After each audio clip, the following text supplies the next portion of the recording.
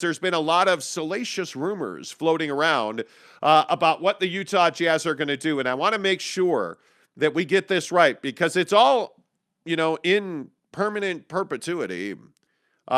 Everything we've said about the Jazz is right here on this YouTube channel. And I encourage you to go back and watch. Because yesterday when I was talking to a source at the Jazz, there was quite a bit of frustration expressed in the way that the media is handling the Utah Jazz, specifically the lack of transparency, the lack of proper reporting on what the Jazz are doing. And we've talked about this topic ad nauseum, that there really is a struggle to get the truth out of the media in this town, and that continues. And it was interesting that talking to this person at the Jazz, they were telling me it's almost a running joke in the offices of the Jazz about the poor quality and the poor relationship that this organization has with the local media. And a lot of it is the Jazz are frustrated with the way that the news tends to leak out about what they're doing, and almost always it's incorrect. But let me set the record straight, because I think with all of the rumors that have been floating around the internet, questions continue to be asked about what the Jazz are going to do and where they're going to send Donovan Mitchell. And the plain, simple answer continues to be, we are not trading Donovan Mitchell. I was told in an unequivocal form yesterday, it has not changed since we talked about this in December. We are not trading Donovan Mitchell. We would have to have some unbelievable offer to trade Donovan Mitchell. And I specifically asked about Donovan's relationship to Ryan Smith and the ownership, and I was again told that they are in constant communication. Donovan is well aware of what the plan is with the organization, and that is to remake this roster to play to his strengths, and that they are not going to trade Donovan Mitchell. There are no plans. They are 100% invested in building around Donovan Mitchell. There are no plans to trade him. Everybody else, they are absolutely positively open for business on everybody else on this roster. We've reported that back to January and December when we told you that, and the Jazz plans have not changed. And if you look at their current situation, they are already into the luxury tax for next season, which makes them a repeat offender because they will pay the tax this summer. And so their plans continue to be that they will move just about anybody. Interestingly, though, league sources tell me that they're really committed to keeping Donovan Mitchell, but also that they have not been so open to conversations around Jordan Clarkson. I think they view Jordan Clarkson as that high-octane guy off their bench, and they view him as a critical contributor to what they're doing offensively. And I actually agree with that. I think, and based on what I'm told, the guys that you can expect to be moved are Rudy Gobert and Mike Conley. I think they are those two guys. I think they realize are their biggest drags on their salary cap. And I think it goes without saying, and I think it's almost unspoken, that they are also going to move Bojan Bogdanovic. Because not that the $20 million that he's making is arduous, because it's not.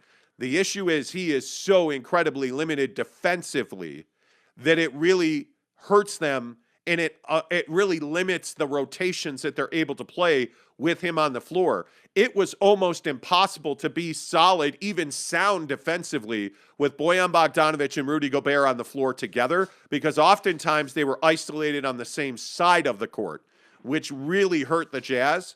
But, Jake, I find it not surprising at all that the Jazz are not open for business on Donovan Mitchell. Yeah, and I don't think they should be. I think that, we're well past the conversation of who should they build around, or what camp should they be in. I think this is really definitive. I think that, you look at the NBA playoffs, you look at the teams that are successful, and none of them have 7-footers on the team that are slow, methodical players. The last significant or prolific big left in the postseason is Bam Adebayo, and I think that Bam is a hybrid. He's not a traditional 5. He's a 4-5 combo guy. That can do a lot for you, and he's very athletic for his size. So, if I'm a Jazz fan and I'm looking at this, I'm saying that's the formula we're looking for, and I don't know that, by trading Rudy and Mike and the moves they make this offseason, the goal necessarily or isn't necessarily to replace Rudy. It is to change the formula that you get to play with on a nightly basis and add that to Donovan Mitchell's skill set and hopefully add that to and improve Donovan Mitchell on the defensive end and in the mid-range. That's what I think the Jazz need to be trying to do. And I think if you do that, you're really helping yourself, because if you look at where this Western Conference is going, as far as talent, as far as the teams, as far as how people are going about winning basketball games, I got news for you. The league's not slowing down. Specifically, the Western Conference is not slowing down. Memphis is only getting better. Golden State is only moving quicker. You have all these teams that are quick moving teams. And by the way, I'd also point out, notice the teams that are having success in the postseason still, in the Warriors and in Boston. What do? They get up the floor in transition, And I look at Phoenix, you've got a slower guy in Chris Paul, and you got eliminated. So I'm telling you, the formula for success for this team is to pick up the pace a bit. I'm not saying you got to be the Rockets, but you need to have a team that can really move and has athleticism so that you can get up and down and get more easy baskets. I really felt like that's ultimately what hurt them in the postseason. They had to work for every single basket they got instead of being, getting up and down and getting easy transition buckets. So I absolutely think they should build around Donovan. I absolutely think that they should ship out Mike and Rudy. And I hope that what they get back from that are guys who are pliable and can do more than just one thing, because that's ultimately what they need to fix. Yeah, I think when you talk about what this Jazz team needs to fix, they need flexibility.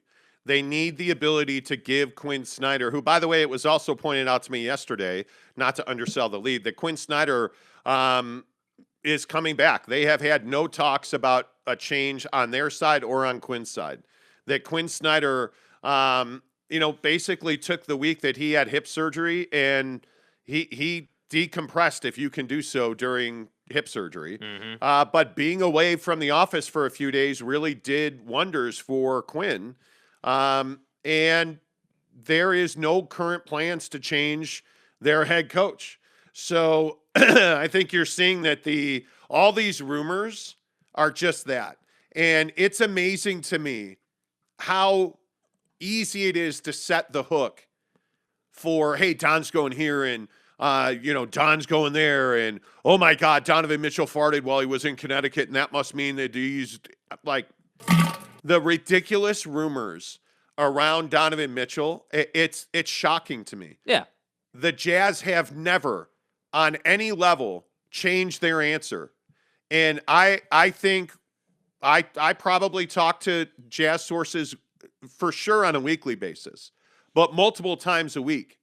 Like right now, they're at the draft combine. Mm-hmm. They are getting ready, even though they currently don't own a pick in the draft. They are scouting. They are getting ready. They are building a talent bank. They are gathering information. They are preparing themselves to operate once the NBA finals are over. Once free agency gets here, and that's what they should be doing. Yeah, absolutely. They are in motion, and I think you just have to understand that the answer from the Jazz has not changed for the last 6-8 months. It is never wavered. They are committed to building this team around Donovan Mitchell. Ryan Smith and Donovan Mitchell, and to a lesser extent Danny Ainge, have had extensive conversations about their commitment to Don, and that has not wavered at all. Everybody else should be looking at their situation. And when you look at what we reported, a month ago now, Rudy Gobert has told the Jazz that he wants to be in Utah, but he is open to a deal. Mm-hmm. He is frustrated that he is the scapegoat. Rudy Gobert straight up told the Jazz that he feels a lot of frustration that he is the scapegoat for this team defensively. And he feels like he carries an inordinate amount of blame for the defensive failings of the Utah Jazz. And on the other side of the coin, he is, I think, wanting to be a larger part of the offense. The word that was used with Rudy is he has a lot of frustrations about the state of this team and his role on the team. Mm-hmm. He wants opportunities to do more offensively. And those opportunities simply were not there this year. And from what I understand, the Jazz told Rudy those opportunities are not going to be there until he brings a skill set to the floor that allows them to give him the ball. Yeah. They have shown him tape extensively. They have shown him video through the season. This cannot happen. We need more of that. With this, like defensively, they have watched tape ad nauseum with Rudy Gobert on that pick and roll switch. That game winner, the game tying shot by Christian Wood in Houston, where he backpedaled to the basket. His inability, or what's the right way to say it? His lack of ability to cover the 3-point shot off the pick and roll has been a constant thorn in the side of the Utah Jazz. Yeah. Not that they blame him, but simply stated the fact that he does not have the athletic ability to get up and cover that 3-point shot really damaged their defensive structure this year. And the issue is, it's not that it's Rudy's fault. That's just simply what teams were leveraging the Jazz into, getting better matchups so that they could take advantage of the Jazz's weakness on defense. Yeah. And the Jazz weakness on defense is absolutely the pick and roll switch leading to wide open threes. We saw it in the Dallas series. We saw it in the Clippers series. Over and over and over. Yeah, they never were able to adjust to that. Yeah. And those are the things that Rudy has to work on. He has to become a more flexible, explosive player on the perimeter defensively. Offensively, he simply has to get footwork and the ability to use his body to create space, which he does not do. When you put the ball in Rudy's hands, especially with his back to the basket, he struggles to dribble because he doesn't have the footwork or the technique to fend off the guy who's guarding him, right, who's between him and the basket, but yet protect the ball from the wing players who are coming in to take it from him. And until he's able to do that, they cannot consistently throw him the ball in the post. All of that to say, I think the Jazz would like to move Rudy for one reason. He's making $41 million a year. Yeah. It's 23% of their salary cap. If he was making $20 million a year, this would be a different conversation. The problem is he's not. Yeah. He's 23.6%, I believe, is the number of their salary cap. That's an issue.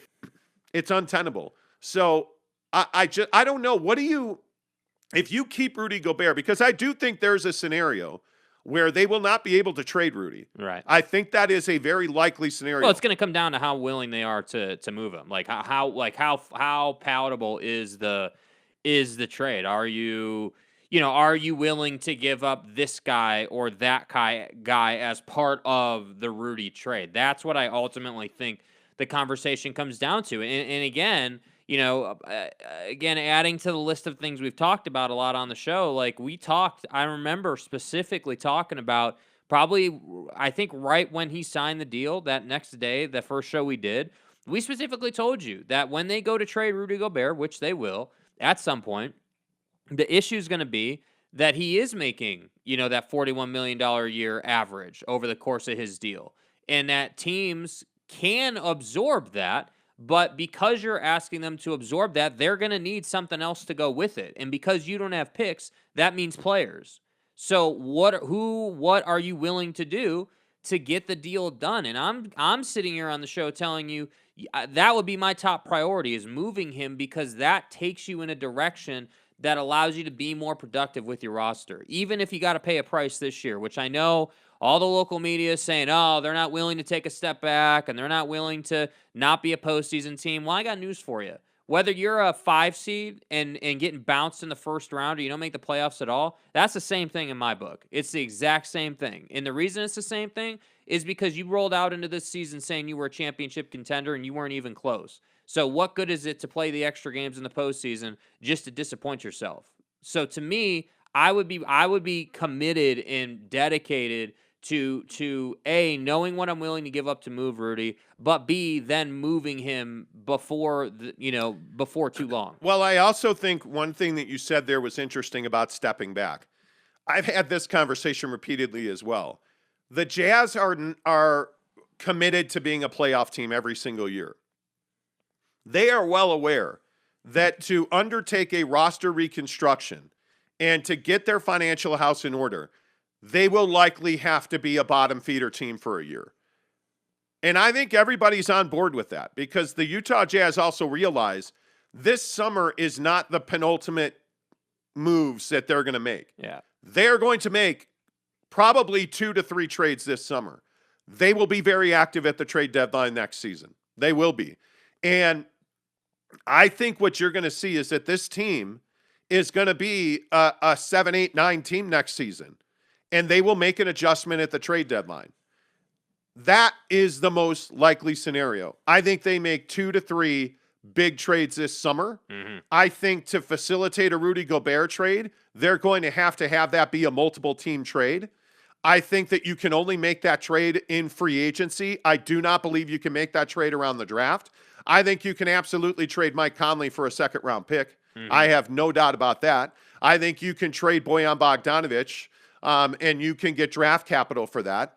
But I think that you need to be prepared that you are going to wind up trading guys that are sign-and-trade deals. You're going to wind up making deals. I look at this DeAndre Ayton situation in Phoenix. This is the perfect example of this. DeAndre Ayton wanted a max deal. DeAndre Ayton's going to get a max deal. It's not going to be in Phoenix. But DeAndre Ayton is going to free agency, restricted free agency, because the Suns are going to tender him an offer. They're gonna make him a tender. He's coming out of a rookie contract. The Suns have the option to tender him a contract, right?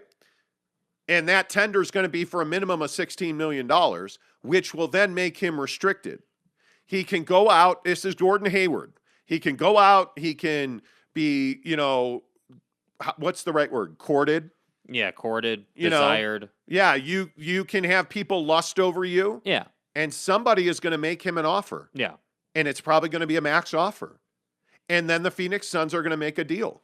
And to me, that's what the Jazz are going to have to do. The Jazz are going to have to get into a sign and trade. The Jazz are going to have to get into a situation where there are 3 teams involved at a minimum. You're probably, just doing some math on it a couple of weeks ago, you're probably looking at like a 5-player team, a 5-player deal with 3 teams and draft picks. Yeah. And you're going to have to decide how much pain you're willing to take to move Rudy Gobert. Yeah. Because it's not really optional. And again, I want to make this really clear because I know that, a bunch of people on this show are going to say we're ripping Rudy Gobert. We're not. The simple fact is Rudy Gobert is not at fault here. Dennis Lindsey's at fault. Yeah. The reason the Jazz are going to trade Rudy Gobert is because Dennis Lindsey gave him an untenable contract. Just one that you cannot swallow with this cap situation. Yeah. The reason they're going to trade Rudy Gobert is because they made a bad decision on Mike Conley.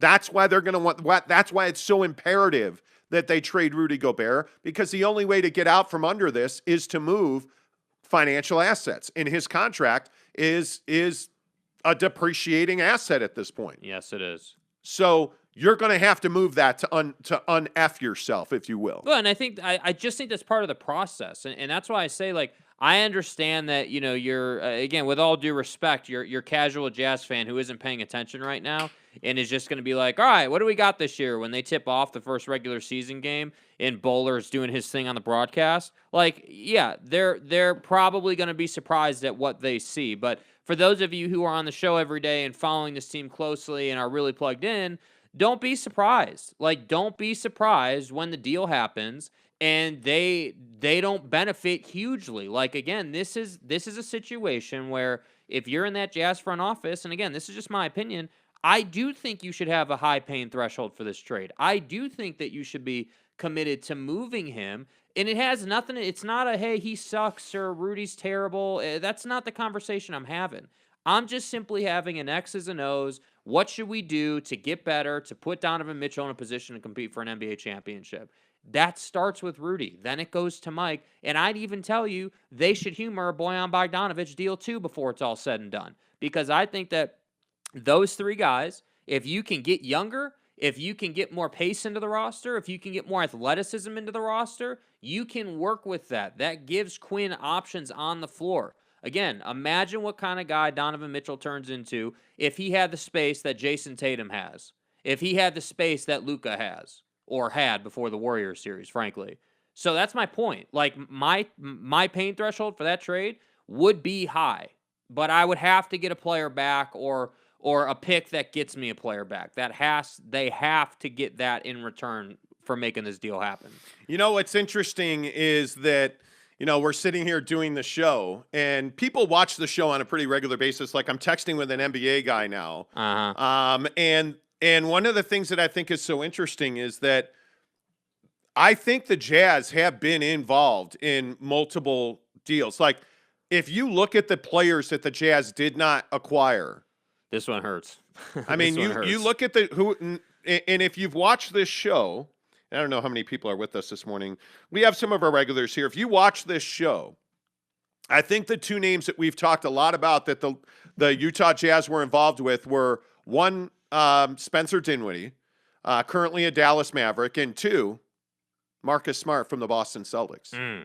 And you look at those two guys, and you look at the Jazz inability, and one of the things that we've talked a lot about on the show is the learning curve and understanding who you are and where you are. Yeah. I think the Jazz at the trade deadline figured out where they were, because I don't think they knew how little value they had in the open market.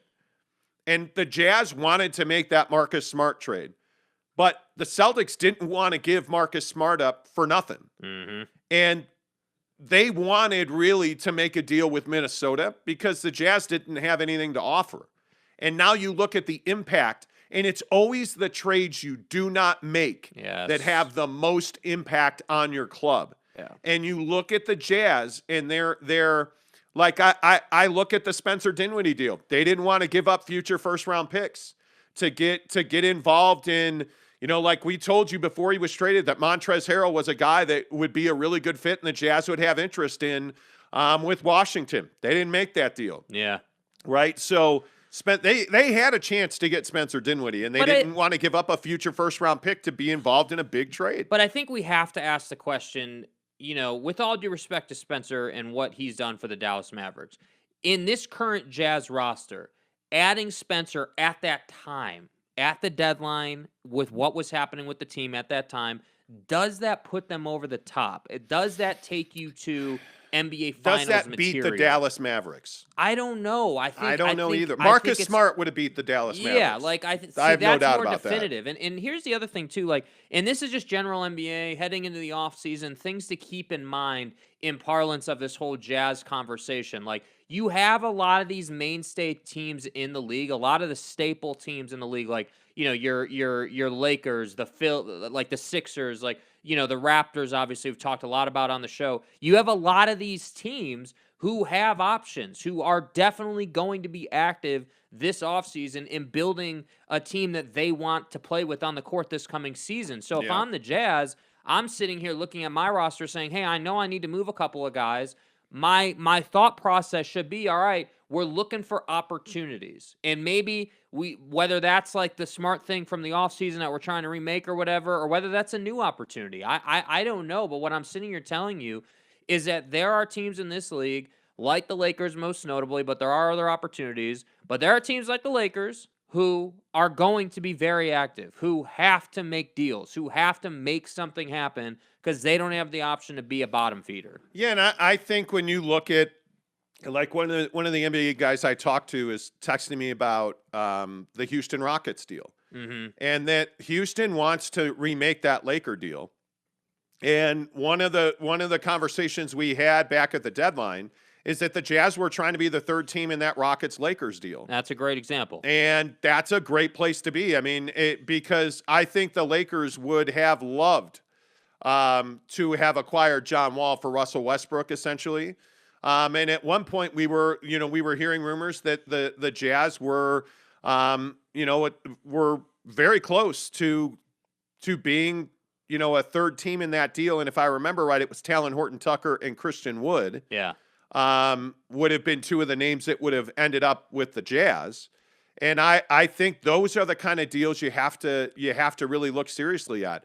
I know that, frankly, one of the guys that has real value on this roster is Royce O'Neale. Yeah. I mean, he's somebody that can be a very solid bench contributor for good teams. I agree with that. Totally. I agree. He is a solid bench contributor. No doubt about it. Yeah. Royce is an energy defender who, when he's willing, can knock down a corner three, but he all too many times was not willing this year to do that. Yeah. But if you're a team like Houston and you can have a guy like Royce O'Neale coming off your bench, that's not the worst thing in the world. I mean, he doesn't fit with the Lakers, in my opinion. Yeah. But if you're a younger team and you can have a guy like Royce O'Neale, who is not an old player, by the way, there's a perception out there that Royce O'Neale is older. Royce O'Neale's not older.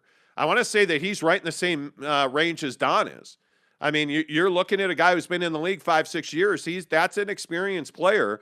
Then is a really good rebounder and is a really 28. Yeah, he's 28 years old. He's a really good rebounder and a guy that can play some defense. He's not an elite lockdown defender, but Royce O'Neale has value around the league. He's good enough defensively to come off your bench and make an impact in short form. And again, I really, and I'm sure they're there, I'm really not here for all you guys do is bash on the Jazz.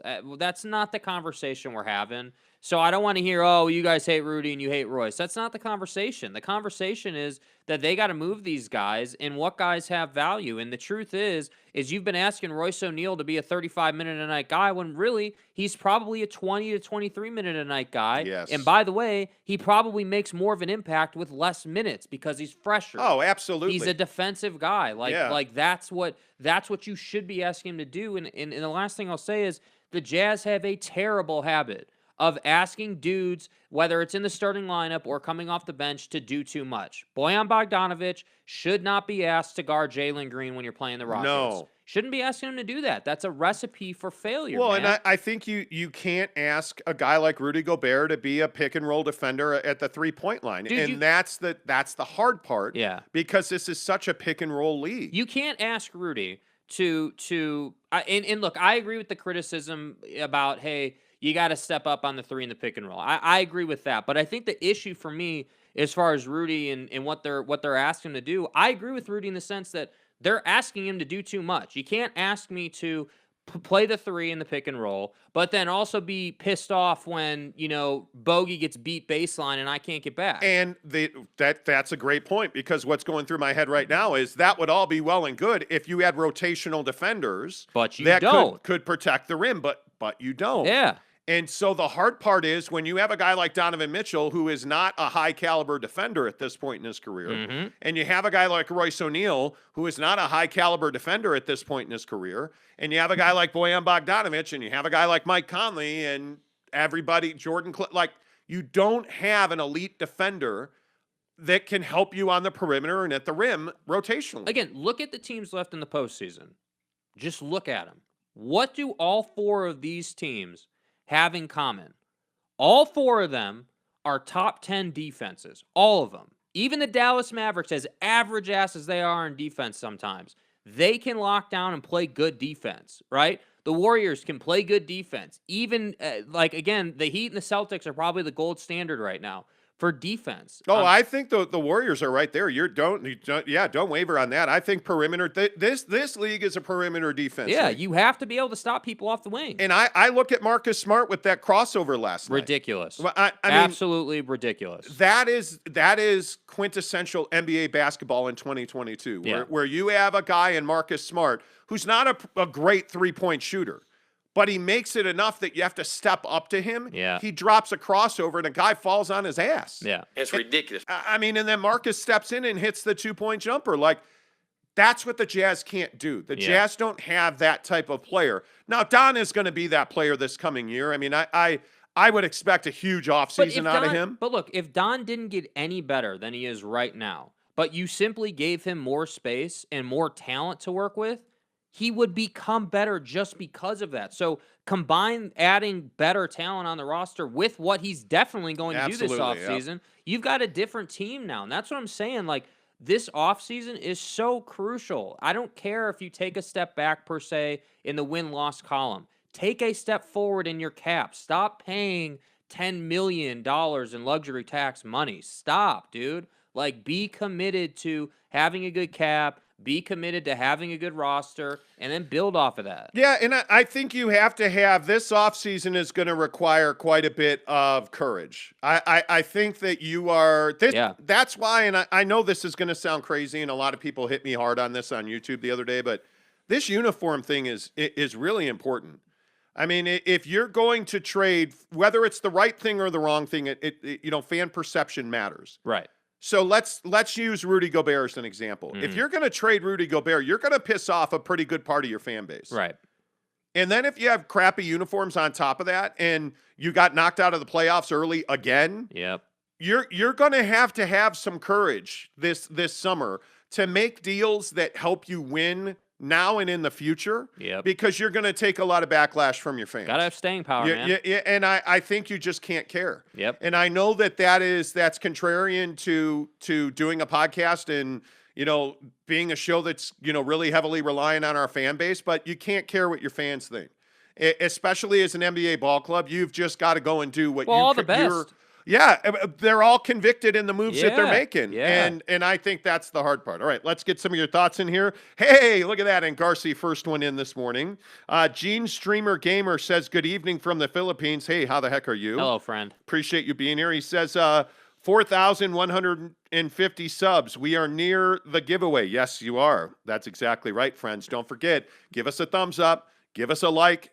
That really helps the channel grow. Next week's giveaway is going to be popping, I'm telling you. And subscribe.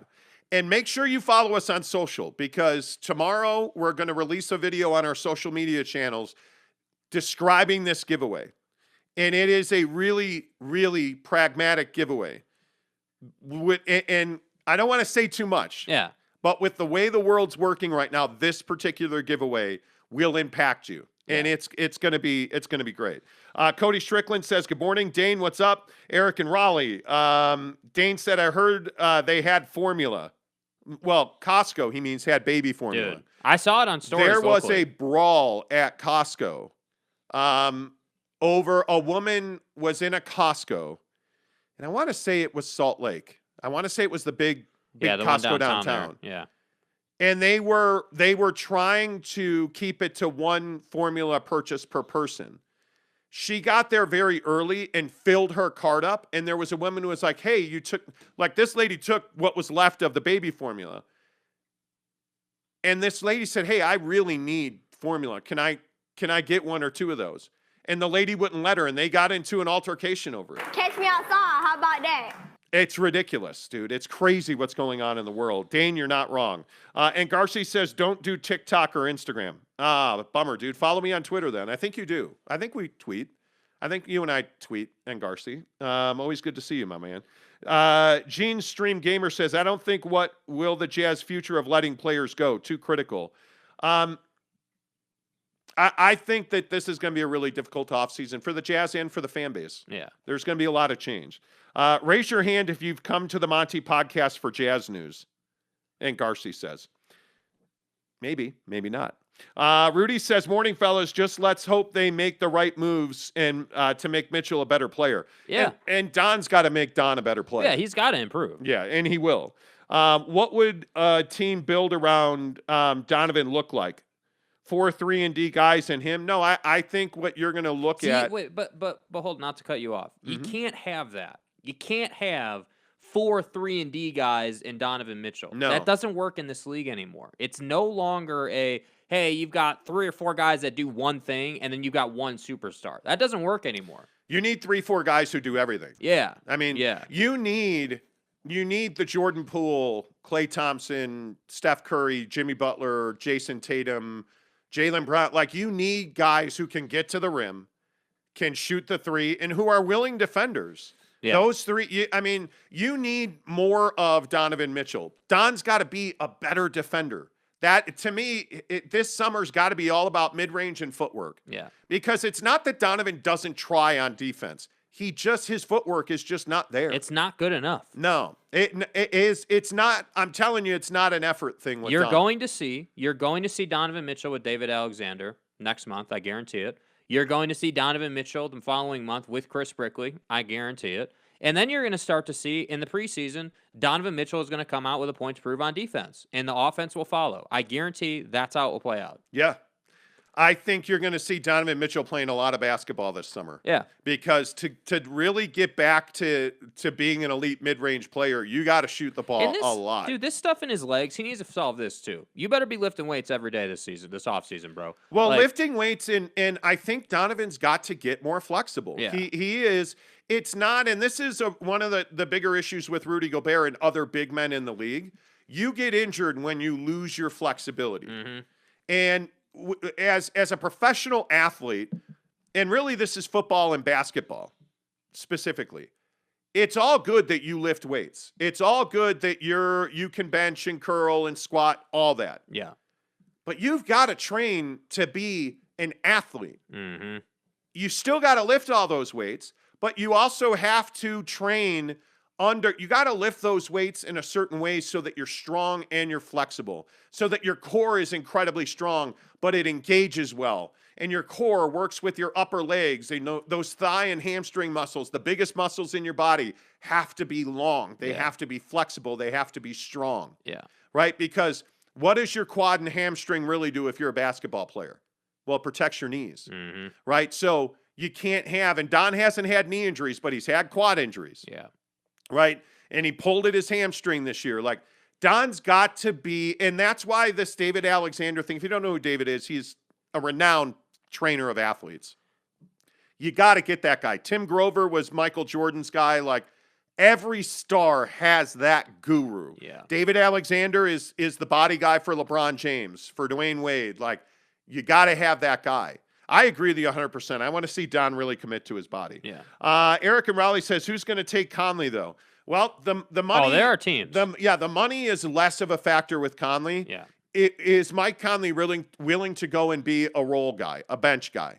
Because if he's willing to come off the bench, I mean, the Lakers absolutely would love to have a guy like Mike Conley who is a knockdown 3-point shooter. Except if he's wearing a Jazz uniform. And I think the one thing he's always done as a Jazz man, Mike Conley, is shoot the three well. I mean, he's a guy that you can count on to make threes. Like any shooter, he's going to miss his fair share, but Mike Conley makes threes. I think maybe I'm wrong. This season was not good for Mike Conley. No, it was not. And I don't think that teams are all of a sudden going to just look past that. I think that there's real questions around how much he has left, number one, and if he can bounce back this coming season. I would expect him to. I think everyone's entitled to a crap season. Like, I don't think he all of a sudden forgot to shoot a basketball. Well, no, but I don't think it's that he's a bounce back season. I just think you have to have the proper expectations. And again, what have I always said about Mike Conley? You can expect one thing from Mike Conley every year. Yeah. He's going to be injured. Yeah. That's who he's always been Wet. throughout his career. Water's wet. Chris Paul's injured in the playoffs. Mike Conley's injured. If Mike Conley's a 20-minute-a-night guy for you off your bench in Los Angeles, in Dallas, you're good. You're good to go. Like, you're absolutely willing to do that. I think Mike Conley's that guy who goes to a place like Denver, a really good team that needs a bench guy that can score and shoot the three. You're always going to have a job if you can knock down the three in this league, and Mike can't. Yeah. And I think Mike Conley's a guy that's got value. Teams will trade for Mike Conley. I have no doubt about that. The Blind Swordsman says, are media outlets just afraid of what's going to happen if they say the truth? Holy shit, man, like they make fun of you guys and act stupid with rumors. Fire all of them and get better people. It's not fire all of them. But the thing that is so different in media circles right now, and think about who you listen to on the radio, think about the podcast, the columns you read. Like, the only guy I read consistently in this town is Tony Jones. That's it. And I have a high level of respect for Tony. I think he's I really like him as a guy. He's a really good dude. Yeah. And he's really good at what he does. Like, he knows the game. He knows basketball. He's not somebody that has to read a box score to write a story. Yeah. He knows basketball. I pay the Athletics simply for Tony Jones. Other than that, like, I don't want to hear, like, my biggest gripe with Andy Larson is the Roco bullshit, right? Like, I heard him, he was on, I think, 1280, one of the shows, he was on the radio, and he's talking about how the Jazz were pursuing Roco. Like, they were never trading Joe Ingles. What the fuck are you talking about? Like, and he was talking about Joe Ingles head up for Robert Covington, who he calls Roco. And it's like, guy, can you just, like, for once, just say Robert Covington? Like, you don't have to be hip and cool and be a stat geek and then completely make up a story about what Donovan Mitchell was doing with the Dallas bench. Yeah. That's my issue. Like, I don't have an issue. I don't know Sarah Todd at all. Her and I have never talked. Her work is solid, right? But it's not one where you're like, oh, man, I got to find out what Sarah Todd wrote about the Jazz. And that's what I feel like the media is in this town. Again, excluding Tony, because Tony's in a different portion. But, you know, the media in this town just reports stuff. It's not like, oh, man, like, I really have to go and read this dude's work or this gal's work. Like, it's just it's just a weird dynamic. And I don't mind, you know, like, I just think I look at Eric Walden. Really solid writer. I like Eric's feature stuff, but KSL and the Zone are never going to say anything critical of the Jazz. It's never going to happen. It's internal. And I, you know what? I wish Andy Larson was at KSL and Ben Anderson was at the Trib, because I think you would have a completely different situation. But because I respect Ben Anderson, I know he knows basketball. I know Ben Anderson knows basketball, but there's only so far you're going to be able to go when you work at KSL and you're covering the Jazz. Yeah. You know, like, that's, to me, the issue is there's no accountability from the media to the Jazz. It absolutely gives the Jazz a free rein, but it creates this odd relationship between the media and the Jazz where players are going after media members on Twitter. Yeah.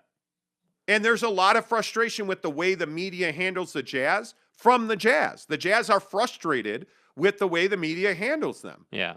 And what the Jazz want, I think the Jazz would love nothing more than to just fly under the radar. Oh, hey, the Jazz are releasing a uniform. Okay, great. It's awesome. You guys are the best. All right. Hey, the draft is here. You guys, great pick with Jared Butler. Wow, nice job. Mm-hmm. Hey, don't forget Salt Lake Summer League. Get your T-shirts. Mm-hmm. And that, most years, is what you get here. The Jazz control the media.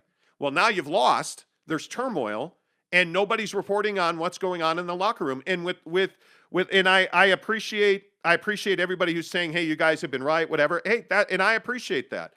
We let our work talk for us. Yeah. Right? I think what we've reported, we have not missed on a single Jazz story. We have not. And I think if you go back and look at what we've reported, we've been pretty spot on with it, because we don't have any master. I don't have a daddy. Right? No. Like, no. I don't work for KSL. I don't work for the Trib. I don't work for the Jazz. Daddy.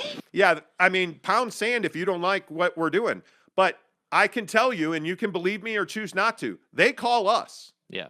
The Jazz came to us. Yeah. The people at the Jazz, the 2-3 people we talked to at the Jazz, they all reached out to us. I didn't reach out to them. Mm-hmm. So they want information in the mainstream. They want information in the public. So, but they want it to be the right information. And I just think that when you're in the situation the Jazz are in with the media, you walk a perilous tightrope, because you don't want a whole lot of coverage, but man, you need just the right amount of coverage. Yeah.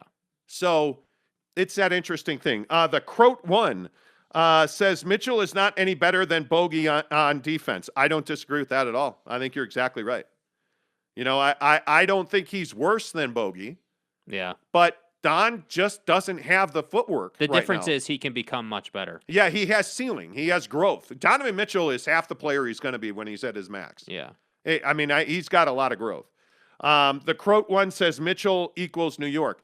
Donovan Mitchell's not going to the Knicks anytime soon. Yeah, that's a tired story, bro. It really is. And if that's the default, like, we can sit here and talk about, oh, they were working out and Emmanuel quickly, and why wouldn't they be working out together? Why wouldn't they be hanging out together? Why is that such a big thing? It's not, I'm telling you. Like, Donovan Mitchell wants one thing, and that's to win a championship.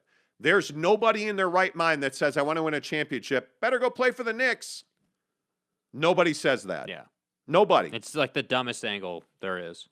Can the Jazz make a trade for Julius Randle for Donovan Mitchell? The Jazz don't have any interest in Julius Randle. And why would they? And by the way, trading Donovan Mitchell for Julius Randle is not even a conversation. Yeah.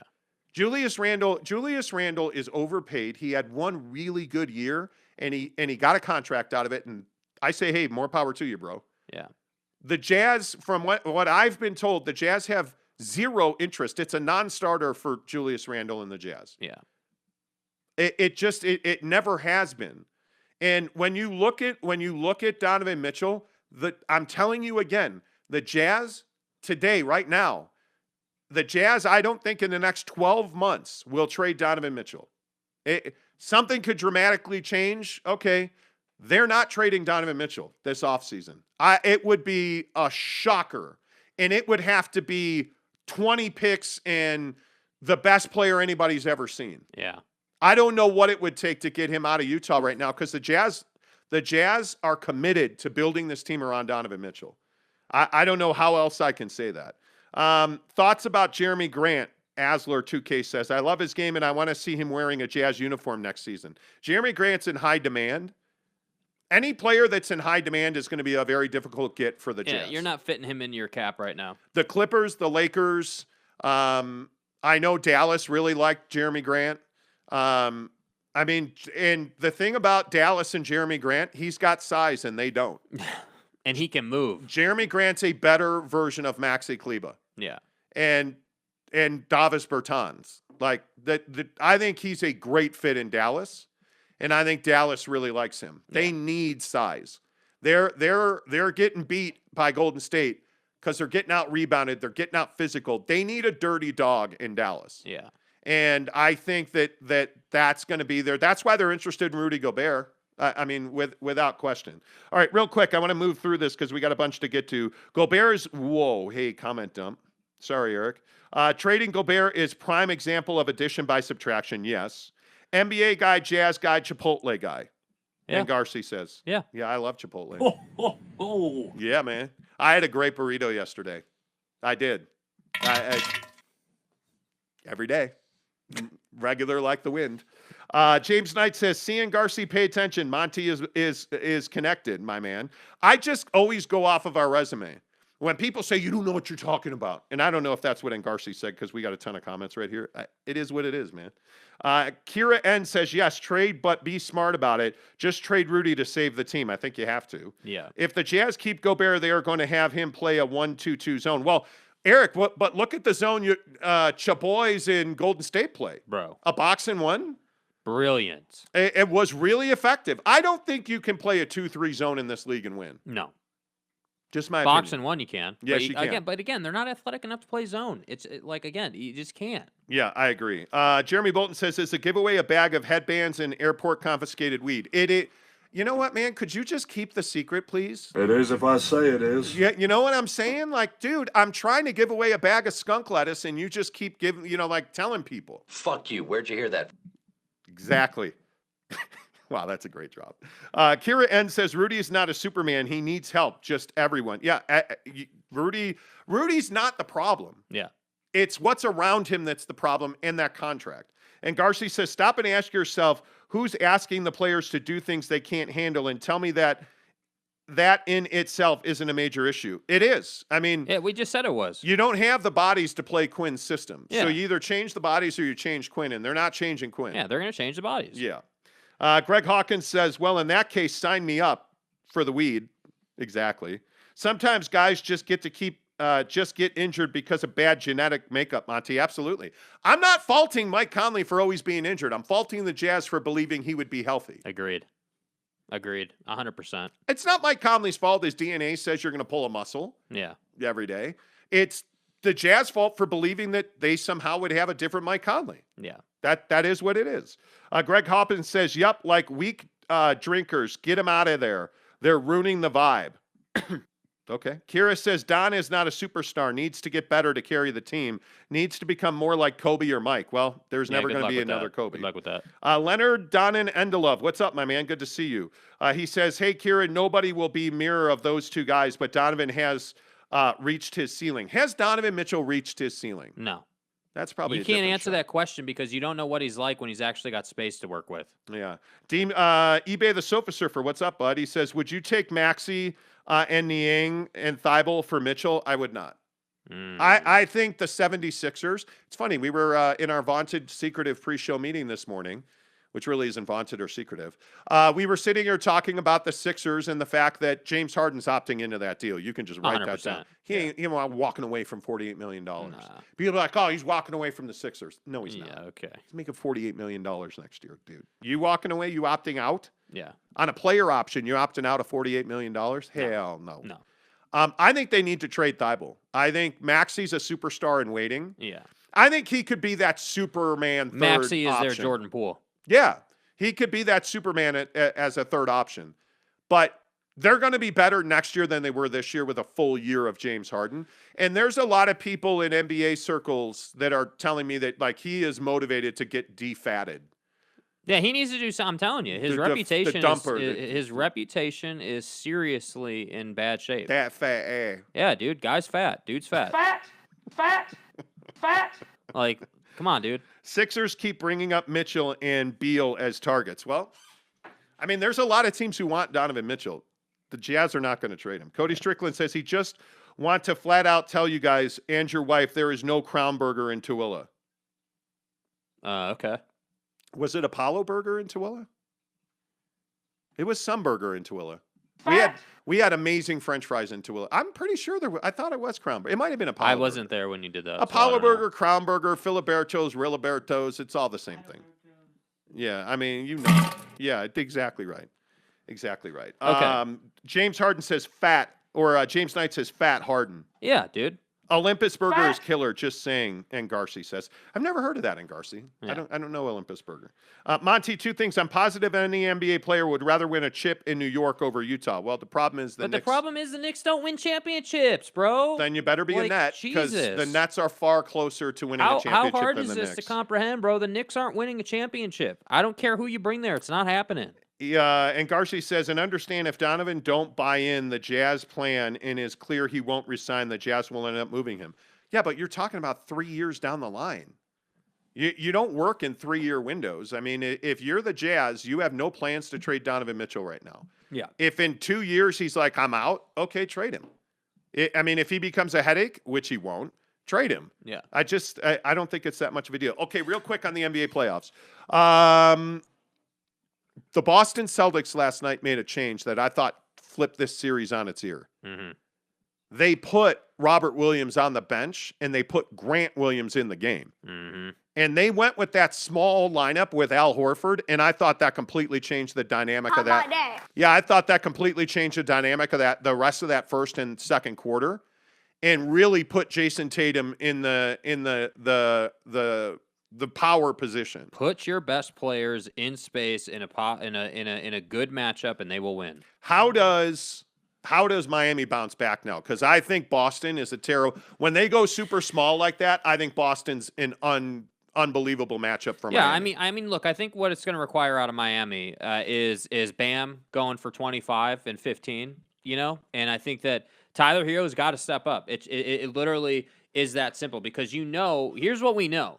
We know that game 1 was a bit of a fluke for Miami because Boston wasn't healthy. So game 2 is really what this series is going to be, which is specifically what we told you yesterday. So when I look at where this series is at, you're going back to Boston, and if you're Miami, you're trying not to come back to American Airlines Arena down 3-1. Like, let's be really clear. I agree with that. You're going on the road, trying not to come back in an elimination game. So if I'm Miami, again, Bam's got to be better. I don't know where this trend came from, where bigs got really soft and not aggressive. I'm talking about Bam, DeAndre Ayton, Rudy Gobert. Like, the only two that aren't soft are Joel and Jokic. Those two guys will get after you. So, well, and I think Miami's got to find a way to get Victor Oladipo really solidly involved, because he's showing you flashes. Vic is showing you that he can still do it. Yeah. And I think that you have a bunch of role players on that team. You know, like the Tyler Hero turnover. Like, I mean, you're making mistakes with guys whose top end is far lower than Victor Oladipo. And you can't make those mistakes. And your point on Bam is really critical. I think you've got to punish Boston when they go small. Yeah. And the only way to do that, in my opinion, is with Bam Adebayo. I mean, because Jimmy Butler can only do so much. Yeah. But now Marcus Smart, I think, did a really good job putting Jimmy Butler in his place. And it's going to be up to Jimmy Butler, who I think is a great playoff performer, to do something different than he's done. Yeah. Golden State game 2 tonight with Dallas. What do you make of this rumor from Kevin Harlan on TNT that he told KNBR 680 in San Francisco yesterday that Luka Doncic was sick during and after game 1 and was up all night the night after game 1 being sick? View this the same as the flu. What do you make of that? I think that it just doesn't matter. I think you got a job to do, and he's going to play. I honestly, like, I think, you know, I don't mean to be cold-blooded about it, but we ain't got time for, hey, I'm sick. Ain't got time for that. I mean, this series, Dallas will get throttled without Luka because, you know, I'm sure people are going to say, well, look what happened when Luka wasn't available against the Jazz. Well, I got news for you. This isn't the Jazz. This is the Warriors. This is a different team who's way more capable defensively and is not going to allow Jalen Brunson to just penetrate the paint and do whatever the hell he wants to do. That's not going to be a thing against the Warriors. So that's why I say, if you're Luka, yeah, dude, sorry, plug in the IV, drink a ton of water, like, get your electrolytes up, and be ready for the game. Like, that's all you're required to do. Don't go to shoot around. Yeah. Don't go to whatever. Like, rest, get your body right, and go and do your thing, and then go home. And stare at your hot mom. Yeah. You know? Make sure you hit thumbs up on this show. Give us a like. It really helps the channel grow. Again, huge giveaway that we're going to announce on social this weekend. And it's going to be amazing. Yep. Really looking forward to it. Follow us on Twitter, Instagram, and TikTok, The Monty Show, MONTY, The Monty Show. You can follow Jake at SLC Supercars.